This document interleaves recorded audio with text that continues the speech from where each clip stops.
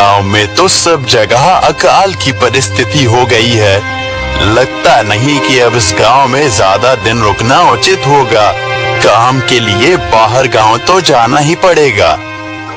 भूषण काम की तलाश में दूसरे गांव की ओर निकल पड़ता है। चलते चलते वह विजयपुर गांव में आ जाता है। वहां उसका रहने का कोई ठिकाना नहीं था और उसके पास कोई काम भी नहीं था।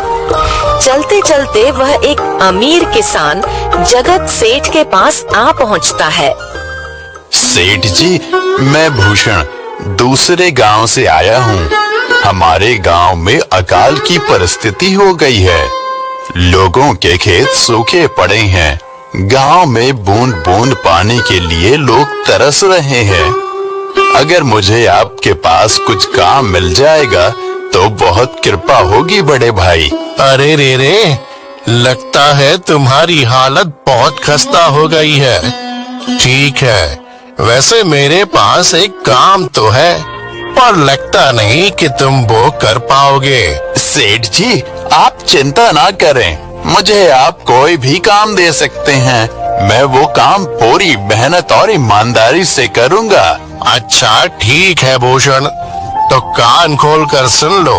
मेरे पास 50 गायें और 50 भैंसे हैं। तुम्हें हर रोज इन जानवरों का गोबर निकालना होगा और रोज सुबह शाम उन्हें चारा पानी देना होगा। महीने के आखिर में तुम्हें इस काम के लिए 200 रुपए मिलेंगे। और हाँ, 2 वक्त का खाना भी हमारी तरफ से मुफ्त दिया जाएगा। बोलो, क्या तुम ये काम कर पाओगे? अरे बाप रे, 50 गाय और भैंसों को संभालना आसान काम नहीं है। पर अब मैं कुछ कर भी तो नहीं सकता और ऊपर से सेठ जी 2 वक्त का खाना भी दे रहे हैं। ठीक है सेठ जी, मैं ये काम कर लूंगा, पर एक विनती है। हाँ बोलो भूषण, क्या बात है? सेठ जी, अगर आपको समस्या ना हो तो क्या मैं आपके गायों के साथ गौशाला में रह सकता हूँ? सेठ जी, मैं इस गांव में नया हूँ, मेरा रहने का कोई ठिकाना नहीं है। जग्गा सेठ थोड़ी देर तक सोचता है और भूषण को ऊपर से नीचे तक देखने के बाद उससे कहता है, ठीक है भूषण, तुम गौशाला में रह सकते हो। जी धन्यवाद सेठ जी। तब से भूषण गौशाला में रहकर अपना काम करने लगता है। वह रोज जल्दी उठकर गाय और भैंसों का गोबर निकालता, उन्हें चारा डालता और समय पर पानी भी पिलाता था। हर रोज भूषण अपना काम ईमानदारी और पूरी मेहनत से करता था। जगत सेठ को भी भूषण का काम बहुत पसंद आने लगा, क्योंकि वह अपना काम सफाई से करता था। एक दिन जगत सेठ भूषण को बुलाकर उससे बोलता है, भूषण, मुझे तुम्हारा काम बहुत पसंद आया है। तुम गाय और भैंसों का अच्छा ख्याल रख रहे हो, इसलिए दूध की गुणवत्ता भी बढ़ गई है और गायें पहले से ज्यादा दूध भी दे रही हैं। इसलिए मैं आज से तुम्हारी तनख्वाह बढ़ाकर पूरे 400 रुपए कर रहा हूँ। आपका बहुत बहुत धन्यवाद सेठ जी। कुछ दिन ऐसे ही बीतने लगते हैं। भूषण जगत सेठ के पास बहुत मेहनत और ईमानदारी से काम करता है। धीरे धीरे भूषण के पास अच्छा खासा रुपया जमा हो जाता है, जिससे वह अपने लिए छोटा सा रहने लायक एक कुटिया बनवा लेता है। उस गौशाला में सोकर तो नाक से गोबर की गंध अभी भी नहीं जा रही। अब आखिरकार मुझे अपने घर में चैन से सोने को तो मिलेगा। तब से भूषण जगत सेठ के पास गौशाला में काम करने आता और 2 वक्त का खाना खाकर अपने घर सोने के लिए चला जाता था। कई साल ऐसे ही बीत जाते हैं। भूषण की मेहनत के कारण उसके पास अच्छा खासा रुपया जमा हो जाता है। एक दिन भूषण जगत सेठ से बोलता है, सेठ जी, आजकल गांव में चोरी की समस्या बहुत बढ़ गई है और मेरे पास कुछ रुपए भी जमा हैं जो मैंने अपने घर में रखे हुए हैं, पर मुझे उन पैसों की चोरी की चिंता हो रही है। आपको तो पता है कि मैं दिन भर आपके पास ही काम करता हूँ और सिर्फ रात में ही घर सोने जाता हूँ। इसलिए मुझे रोज उन पैसों की चोरी की चिंता सताती है। हाँ भूषण, तुम बात तो बिल्कुल सही कह रहे हो। आए दिन गांव में नए नए चोरी के किस्से सामने आ रहे हैं और दिन भर तो तुम्हारा घर खाली ही रहता है, तो चोरी होने की संभावना तो जरूर है। जगत सेठ थोड़ी देर सोचता है और फिर भूषण से कहता है, देखो भूषण, ऐसे समय में तो गांव में एक ही जगह है जहां पर तुम्हारा धन सुरक्षित रह सकता है, और वो है जमींदार का घर। क्या? इस जमींदार का घर? हाँ भूषण, इस गांव के जमींदार बहुत ईमानदार और दयालु हैं। ऐसा मैंने कुछ लोगों से सुना है, और उनके घर पर बहुत सारे पहरेदार भी हैं, तो चोरी होने की संभावना बहुत कम है। तुम अपने पैसे उनके पास रख सकते हो। अच्छा, ऐसा है क्या सेठ जी? ठीक है, फिर आज ही मैं जमींदार जी से मिलकर बात करता हूँ और उन्हें अपनी समस्या बताता हूँ। उस दिन भूषण जमींदार जी के घर उनसे बात करने जाता है। हे टूडको, कहाँ अंदर आए जा रहे हो? वहीं रुक जाओ। जी, मुझे जमींदार जी से मिलना है। मुझे उनसे कुछ काम है। क्या काम है तुमको उनसे? मुझे जरा बताओ। जी, मुझे कुछ पैसे रखवाने थे उनके पास, यही काम के लिए आया था मैं। अच्छा ठीक है, तुम अंदर जा सकते हो। नमस्ते जमींदार जी, मैं भूषण जगत सेठ के यहाँ काम करता हूँ। कुछ साल पहले ही मैं दूसरे गांव से यहाँ आया हूँ। अच्छा भूषण, बोलो, तुम्हारा क्या काम है मेरे पास? जमींदार जी, मैं सालों से जगत सेठ के पास काम कर रहा हूँ और मैंने कुछ रुपए भी जमा कर लिए हैं, पर बात यह है कि गांव में चोरी की समस्या बहुत बढ़ गई है, तो मुझे अपने रुपए घर में रखने से डर लग रहा है। अच्छा, कितने रुपए जमा किए हैं तुमने? जमींदार जी, यही कोई 5 से 6 हजार रुपए होंगे मेरे पास। वाह, ये तो बड़ी रकम है। मैंने आपकी ईमानदारी के बारे में लोगों से बहुत सुना है, इसलिए मैं अपनी रकम आपके पास कुछ वक्त के लिए रखने आया हूँ। हाँ भूषण, तुमने बिल्कुल सही सुना है। तुम्हारी रकम मेरे पास पूरी तरह से सुरक्षित रहेगी। तुम अब चिंता ही छोड़ दो, मैं सब देख लूँगा। भूषण अपने पैसों की थैली जमींदार को दे देता है। ये पूरे 5,800 रुपए हैं, आप गिनकर देख लीजिए। गिनने की क्या जरूरत है? तुम तो जगत सेठ के आदमी हो, मुझे तुम पर पूरा विश्वास है। जमींदार जी, आपका बहुत बहुत धन्यवाद। अब मुझे चोरों का कोई डर नहीं है, क्योंकि मेरे पैसे सुरक्षित हाथों में हैं।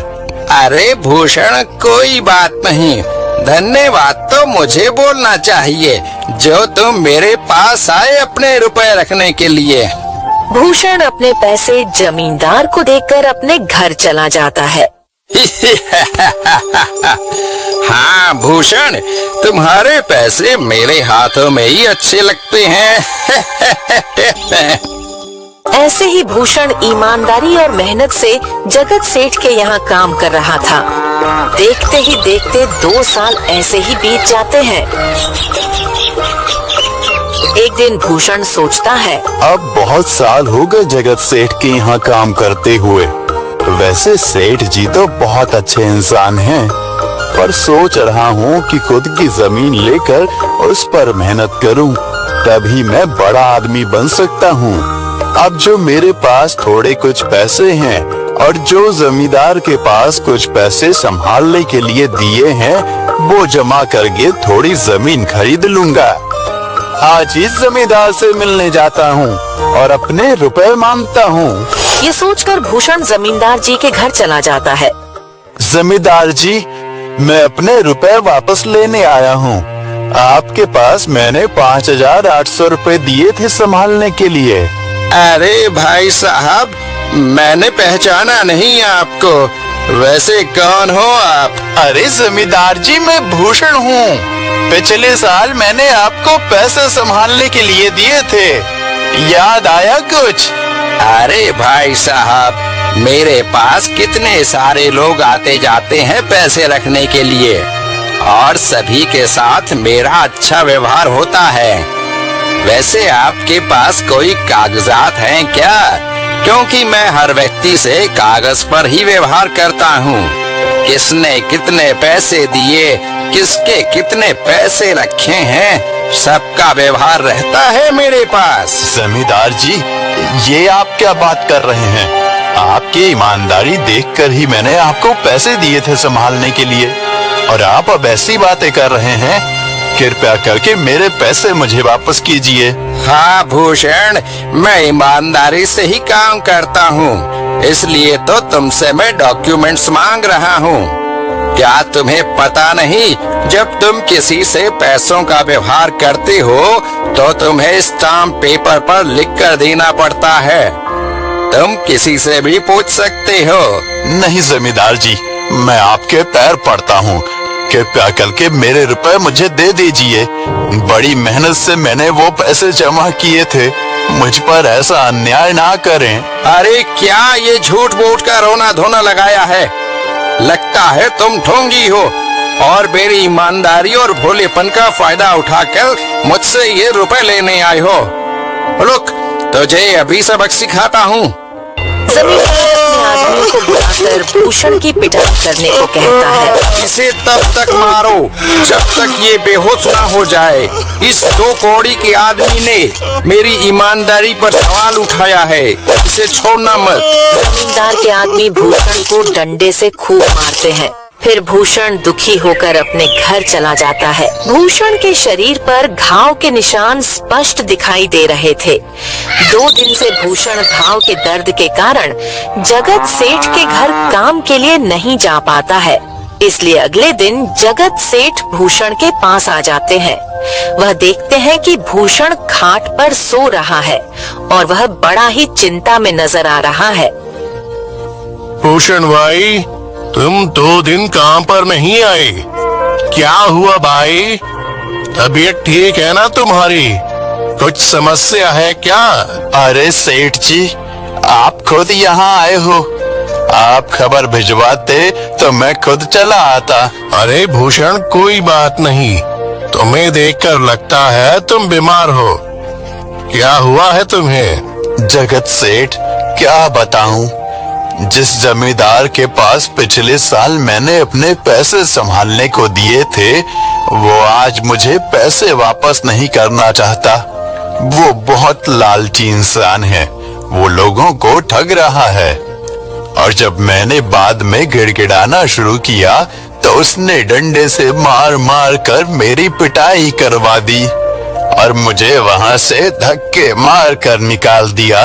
अरे बाप रे, ये तो बड़ा ही गंभीर विषय है। मैंने तो जमींदार के बारे में अच्छा ही सुना था, और मुझे भी नहीं पता था कि वो इंसान इतना गिरा हुआ है।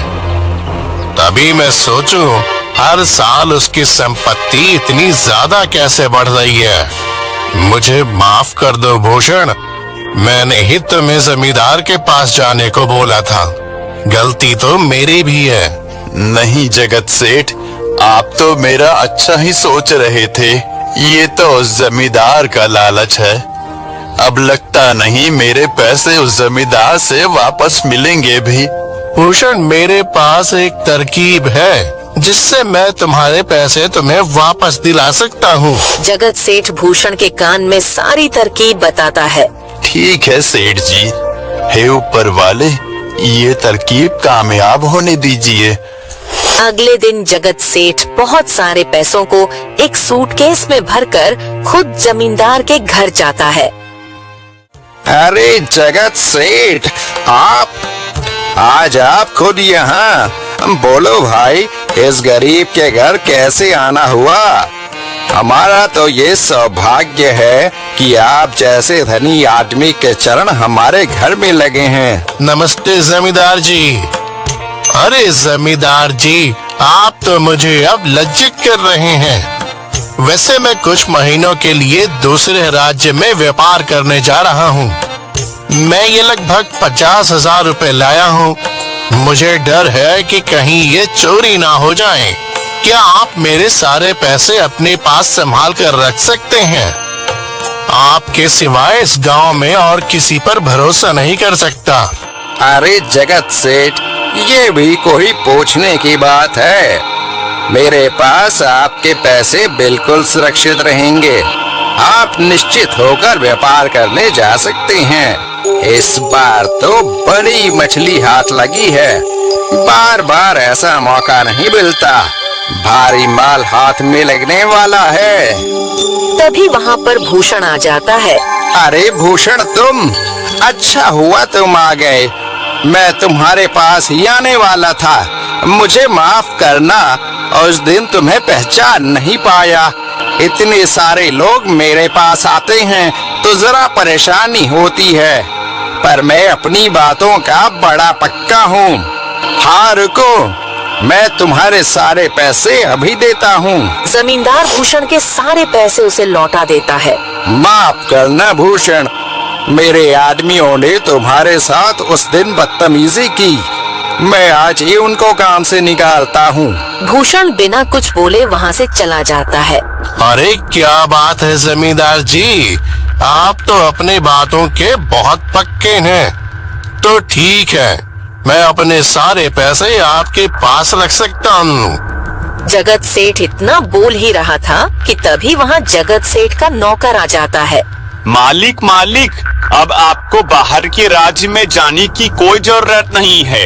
अभी अभी व्यापारियों का संदेश आया है और उसने कहा कि वो खुद हमारे गांव आ रहे हैं। अरे ये तो बहुत बढ़िया बात हुई। अब मुझे इतनी दूर नहीं जाना पड़ेगा। सुन रहे हो जमींदार जी, व्यापारी यहाँ आ रहे हैं। अब मुझे नहीं लगता कि ये पैसे आपके पास रखने का कोई मतलब होगा। चलो, आपका बहुत बहुत धन्यवाद। आपने इतनी ईमानदारी दिखाई मुझे। हाँ, पर अगली बार जरूर आपके पास ही आऊंगा। ऐसा बोलकर जगत सेठ और उसका नौकर वहाँ से अपने पैसे लेकर चले जाते हैं। धत तेरी की, ये क्या हो गया? ये 50,000 तो चले गए और जो भूषण के 5,800 रुपए हड़प लिए थे वो भी चले गए। आपका बहुत बहुत धन्यवाद सेठ जी।